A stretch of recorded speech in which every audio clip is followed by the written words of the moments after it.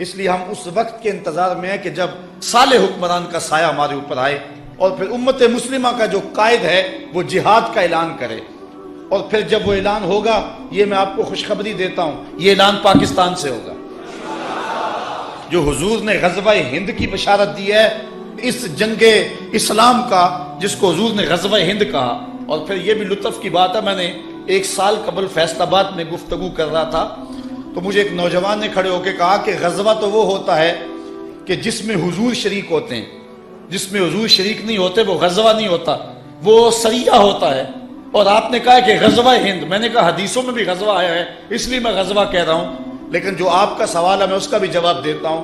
میں نے کہا کہ غزوہ وہ ہوتا ہے جس میں حضور شریک ہوں، تو جو قرب قیامت میں پاکستان سے لوگ اٹھ کے جنگ کریں گے وہ غزوہ اس لیے ہوگا کہ حضور اس میں شریک ہوں گے، حضور اس میں شریک ہوں گے۔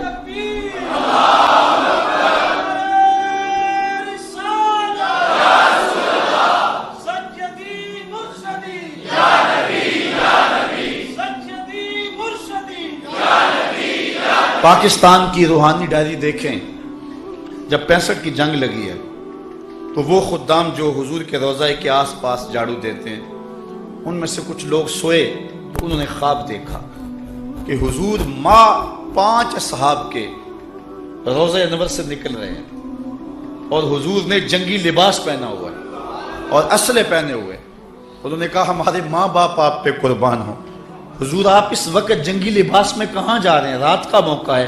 تو حضور علیہ السلام نے فرمایا کہ پاکستان پہ ہندوستان نے حملہ کر دیا ہے، میں ان کی مدد کو جا رہا ہوں۔ اور پھر پاکستان کی نہیں، دنیا کی عسکری تاریخ کا یہ عجوبہ ہے کہ صرف 30 سیکنڈ کے اندر ہم نے انڈیا کے 3 جہاز گرائے تھے، 3 منٹوں میں نہیں، صرف 30 سیکنڈ کے اندر، آدھے منٹ میں ہم نے انڈیا کے 3 جہاز مار گرائے تھے۔ مجھے بتاؤ کہ یہ کسی جدید ٹیکنالوجی کا کمال تھا یا محمد عربی کی تائید کا کمال تھا؟ یہ پاکستان کی تاریخ ہے، یہ پاکستان کی روحانی ڈائری ہے۔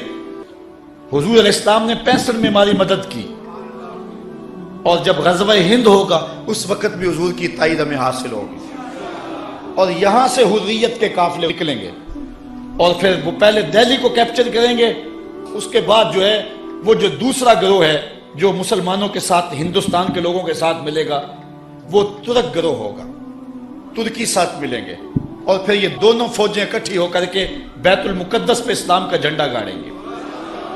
اور پھر وہ وقت آئے گا کہ کافر چھپنے کے لیے جگہ تلاش کریں گے تو انہیں جگہ ہی نہیں ملے گی۔ آج تو ہم رسوا ہو رہے ہیں نا، پھر وہ وقت بھی آئے گا کہ جھنڈا ہمارے ہاتھ میں ہوگا، ایٹم بم ہمارے ہاتھ میں ہوگا، میزائل ہمارے ہاتھ میں ہوں گے، پھر ورلڈ آرڈر بھی ہمارا ہی چلے گا۔ پھر دنیا کے اوپر اگر کوئی جھنڈا اونچا ہوگا تو وہ میرے محمد کا ہی اونچا ہوگا۔ انشاءاللہ وہ وقت دور نہیں ہے، وہ آنے والا ہے۔ اگر آپ دنیا کے 56 57 58 اسلامی ممالک کا اس وقت تجزیہ کریں تو اس وقت دنیا کے اوپر اگر کوئی فوجی پاور تو وہ 2 ہی ملک ہیں، ایک ترکی اور ایک پاکستان۔ باقیوں کی جو آرمی ہے وہ نہ ہونے کے برابر ہے۔ اور حضور علیہ السلام نے جو بشارت دی تھی کہ ہندوستان سے لوگ اٹھیں گے، پھر ترک کے مجاہد ساتھ شامل ہوں گے۔ یہ پاکستان آرمی نے انشاءاللہ ہماری مدد کے ساتھ آگے بڑھنا ہے۔ اب ہمارے لیے 2 ہی راستے رہ گئے ہیں۔ موت تو آئے گی، اب ایک بہت بڑا فساد بپا ہونے والا ہے، لیکن یہ بات آپ کو بتاؤں کہ 2 طرح کے لوگ ہوں گے۔ موت سے بچ نہیں کوئی سکے گا، جو حالات ہونے والے ہیں، لیکن کچھ لوگ کتے کی موت مریں گے، کچھ شہادت کا تاج پہنیں گے۔ اس لیے ہم نے فیصلہ کرنا ہے کہ ہم نے شہادتی موت کو قبول کرنا ہے یا کہ ہم بزدلوں اور کتے کی موت کو قبول کرنا ہے، یہ ہم نے فیصلہ کرنا ہے۔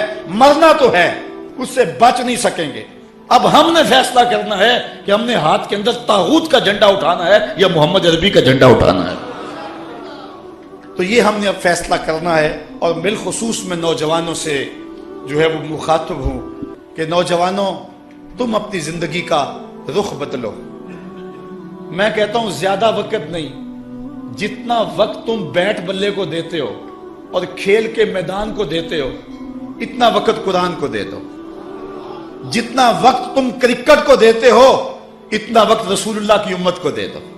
صرف اتنا وقت اگر تم دے دو، جتنا وقت صرف کرکٹ کو دیتے ہو، ارادہ کر لو آج اتنا وقت آج کے بعد قرآن کو دیں گے۔ اگر عزم کریں اگر 100 نوجوان بھی یہاں سے عزم کر کے اٹھے تو میں سمجھتا ہوں کہ اس سیالکوٹ کے اندر ایک اسلامی انقلاب برپا ہو جائے گا. اور میں جگہ جگہ کہہ رہا ہوں کہ 313 نوجوان تیار ہو جائیں ہر شہر سے، ہر بستی سے. اور پھر وہ لمحے آنے والے ہیں کہ جن لمحوں کے اندر ان نوجوانوں کے ہاتھوں میں اسلام کا جھنڈا ہوگا. انشاءاللہ وہ وقت اب دور نہیں ہے. موت سے چھٹکارا تو کسی کو نہیں ہوگا، لیکن یہ آرزو کرو کہ اللہ ہمیں شہادت کا تاج نصیب فرمائے، آبرو کی زندگی نصیب فرمائے اور آبرو کی موت نصیب فرمائے. اللہ اکبر. اس کتاب رحمت کے جو حق ہیں ہم ان کو ادا کریں. میرے جذبات آپ دیکھ رہے ہیں، میرے گلے پر بھی اثر ہے، لیکن میں کیا کروں. میں یہ چاہتا ہوں کہ اس وقت جو ہے جو حالات ہیں میری زبان وہ بوجھ برداشت نہیں کر سکتی جو میرے دل کے اندر ہے. میرا جی چاہتا ہے کہ میں چوکوں اور بازاروں میں جا کے چیخوں اور شور کو ایک ہنگامہ کھڑا کر دوں اور دنیا کٹھی ہو. جن کو کہوں کہ ایک مجذوب کی آواز سن لو، ایک پاگل کی صدا سن لو، شاید کہ تمہیں یہ دوبارہ کوئی بتانے والا نہ ہو. آؤ اٹھو، قرآن کا پرچم تھام لو. یہ تمہیں موقع تقدیر نے ایک بار اور دیا ہے.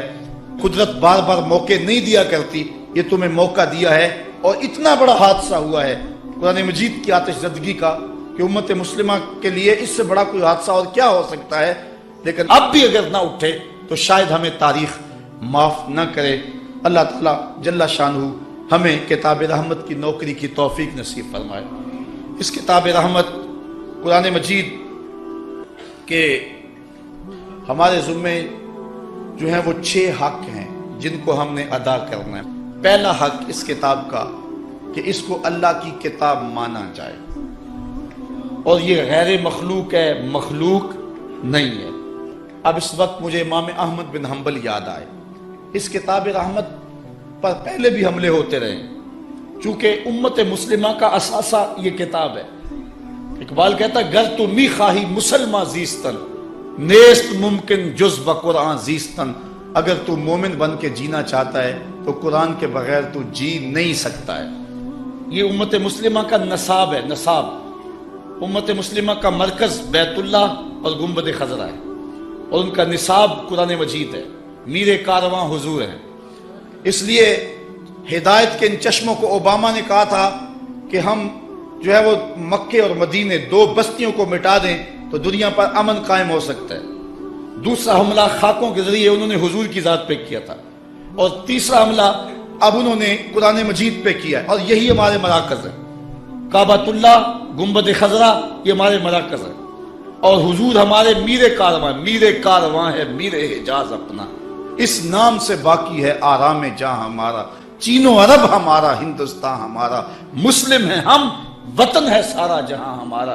تو حضور ہمارے میر کارواں ہیں. ان پر حملہ کیا گیا، ہمارے ان مراکز پہ حملہ کیا گیا. اب قرآن مجید پہ حملہ کیا. یہ جو کچھ کیا جا رہا ہے یہ ایک منصوبہ بندی کے تحت کیا جا رہا ہے، اور اس میں جو ہے وہ یہود و نصارہ کی ایک باقاعدہ جو ہے وہ ان کا تھنک ٹینک کام کر رہے ہیں کہ اس وقت مسلمانوں کے خلاف ہم نے کیا کرنا ہے اور اگلی پلاننگ ہماری کیا ہوگی.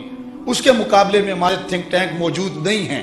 لیکن جہاں جہاں جس کو اللہ تعالیٰ نے دل کا درد دیا ہے وہ اپنی توفیق کے مطابق کر رہا ہے.